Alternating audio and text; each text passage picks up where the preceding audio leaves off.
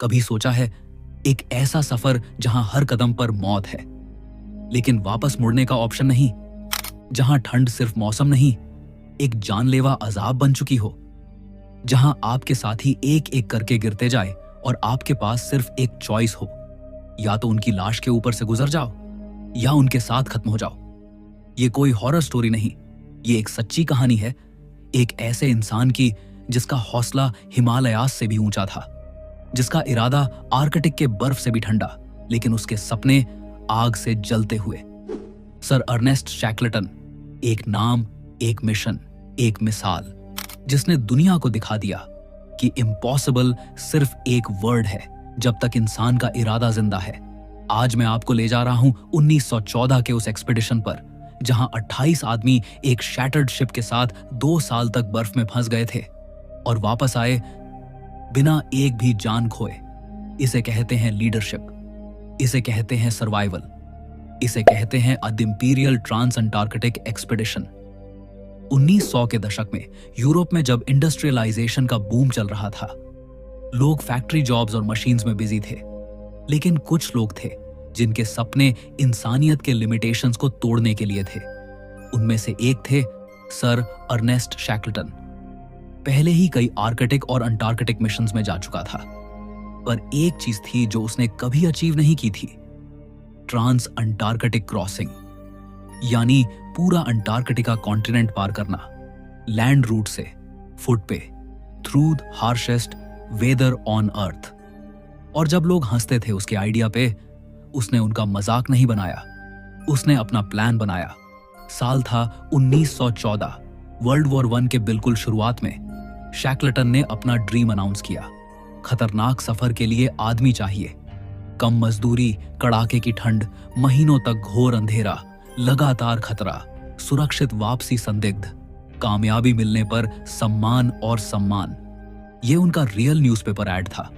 और सोचो 5000 लोग अप्लाई कर गए। उन्होंने उस मिशन के लिए चुना सिर्फ 27 लोगों को, अलग अलग बैकग्राउंड से, जैसे कि सेलर्स, साइंटिस्ट्स, कुक्स, कारपेंटर। शिप का नाम रखा गया एंड्योरेंस, जिसका मतलब ही था साहस और हिम्मत से सब कुछ सहना। अगस्त 1914, एंड्योरेंस लंदन से निकली। मिशन था साउथ पोल के एक तरफ से एंटर करना और दूसरी तरफ से निकलना। यह पहली बार होता अगर कंप्लीट हो जाता, लेकिन दुश्मन सिर्फ अंटार्कटिका का मौसम नहीं था, असली दुश्मन तो वक्त था। जब एंड्योरेंस साउथ जॉर्जिया आइलैंड पहुंचा, उन्होंने सुना बर्फ इस बार ज्यादा है, सी आइस पहले से ज्यादा थिक है। लोकल व्हेलर्स ने वार्न किया, मत जाओ, इस साल इम्पॉसिबल है। लेकिन शैकलटन ने कहा, हम यहां इम्पॉसिबल के लिए ही तो आए हैं। दिसंबर 5, 1914 को एंड्योरेंस ने अंटार्कटिका की तरफ अपना सफर शुरू किया। और फिर शुरू हुआ ट्रेजेडी का एक ऐसा चैप्टर जिसमें हर पेज पे सर्वाइवल लिखा था। जनवरी 1915, एंड्योरेंस को बर्फ ने पूरी तरह से घेर लिया और जहाज हिलने का नाम नहीं ले रही थी और बर्फ में जकड़ चुकी थी।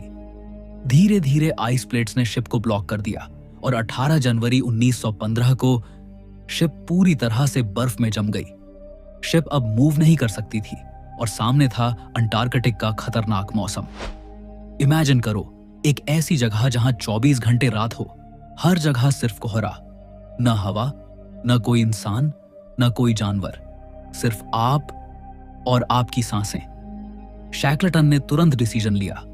पैनिक फैला तो सब मरेंगे। उन्होंने एंड्योरेंस को एक फ्लोटिंग कैंप में बदल दिया। गेम्स, एंटरटेनमेंट, स्केड्यूल्ड मील्स, यहां तक कि लेक्चर्स तक, ताकि मोराल बना रहे। लेकिन अंदर से सबको पता था ये शांति सिर्फ तूफान से पहले वाली शांति है। अक्टूबर 1915, एंड्योरेंस की हल क्रैक होने लगी। आइस प्रेशर इतना था कि वुड पीसेस चिपक चिपक के निकलने लगे। शिप सड़ रही थी और 21 नवंबर 1915 को आखिरकार एंड्योरेंस डूब गई। सोचो, आप अंटार्कटिका के बीच में हो, 40 डिग्री में, और आपका घर, आपका शेल्टर अब समुद्र के नीचे चला गया। अब क्या होगा? शैकलटन के पास सिर्फ 3 लाइफ बोट्स थीं और राशन लिमिटेड था। फिर भी उसने कहा, हम नहीं मरेंगे, एक भी आदमी नहीं। नवंबर 1915 के बाद एंड्योरेंस डूब चुकी थी। अब 28 लोग सिर्फ बर्फ के एक टुकड़े पर जिंदा थे जिस पर कैंप बनाया गया था। इस कैंप का नाम था ओशन कैंप। यहां ठंड -40 डिग्री से नीचे थी, लेकिन सबसे ज्यादा ठंड थी अनसर्टेनिटी की। शैकलटन का लीडरशिप अब सब कुछ था। हर दिन वो लोगों को एंगेज करता, एक्सरसाइज करवाता, जोक्स सुनाता, हर रात रेशंस को रोटेट करता और हर डिसीजन पे सबको इन्वॉल्व करता। उसने डर को कैंप में नहीं आने दिया, बल्कि वो खुद डर अंदर से खा रहा था। एक बात समझ लो, ये लीडरशिप मैनुअल नहीं, ये एक इमोशनल सर्वाइवल था। वो सब एक दूसरे के लिए जी रहे थे। अप्रैल 1916 है। आइस शेल्फ मेल्ट होने लगी। कैंप ज्यादा दिन टिक नहीं सकता था। शैकलटन ने डिसाइड किया 3 लाइफ बोट्स को लेकर ओपन सी तक पहुंचा जाए। लेकिन सी तक जाना मतलब पूरा ग्लेशियर पार करना, 3 टन के बोट्स खींच के। सोचो, बर्फ के ऊपर चलना, नीचे क्रैक्स, ऊपर स्नो ब्लाइंडनेस और हाथ में हेवी रोप्स जिसमें खींचना है बोट। सिर्फ 2 किलोमीटर चलने में 7 दिन लग गए। हर दिन किसी न किसी को फ्रॉस्ट बाइट हो जाता। कोई गिरा, कोई बेहाल हो गया, पर किसी ने हिम्मत नहीं छोड़ी। ये था faith in leader. April 9, 1916 3 boats, James Caird, Dudley dockers और स्टैन कॉम विल्स ओपन सी में उतरी। अगले 7 दिन समुंदर और मौसम ने उनको पागल बना दिया। वेव्स 30 फीट तक जाती थीं। टेम्परेचर -20 डिग्री तक गिर चुका था। हर किसी का बॉडी नम हो गया था। हाथ रोप से चिपक जाते थे। सील मीट और बिस्किट ही बस खाना था। एक क्रू मेंबर ने डायरी में लिखा, हर वेव के बाद लगता है बस अब खत्म हो गए, पर फिर किसी का चीखना सुनाई देता है, होल्ड ऑन। लेकिन सबसे डरावनी चीज, डायरेक्शन। उनके पास कंपास था, पर विजिबिलिटी 0 थी। शैकलटन हर वक्त स्काई के पैटर्न्स और करंट्स को देखकर एस्टीमेट करता। उसके इंस्टिंक्ट्स ही जीपीएस थे। अप्रैल 15, 1916 है। आखिरकार समुंदर में 800 किलोमीटर पार करने के बाद बोट्स एलिफेंट आइलैंड पहुंच गईं। जमीन दिखी, सबने चीख मार के रो दिया। लोग अपना मुंह बर्फ पे रख के रो रहे थे। किसी को यकीन नहीं हो रहा था कि फिर से जमीन पे कदम रखा। लेकिन खुशी ज्यादा देर नहीं रही। एलिफेंट आइलैंड डेसोलेट था। कोई हेल्प नहीं, कोई शिप नहीं, कोई रेडियो नहीं।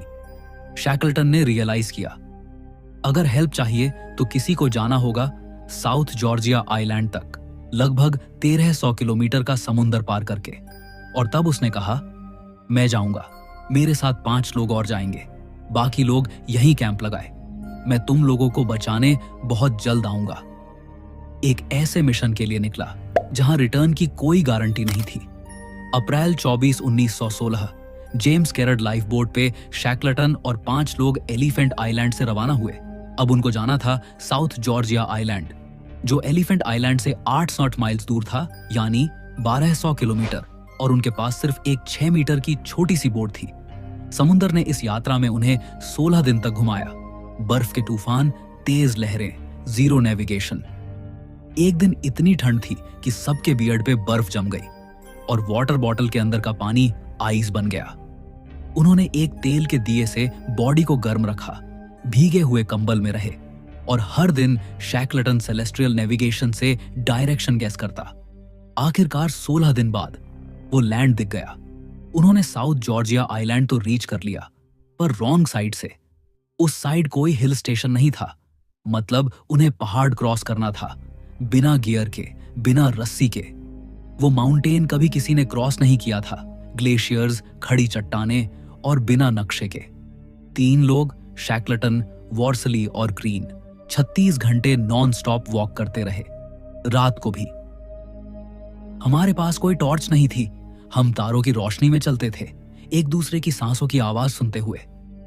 एक जगह उन्होंने रस्सी में गांठ डाला और स्लोप पे स्लाइड किया, ये जानते हुए कि वे मर सकते हैं। पर वो कई मुश्किलों के बाद बेस पे पहुंच गए।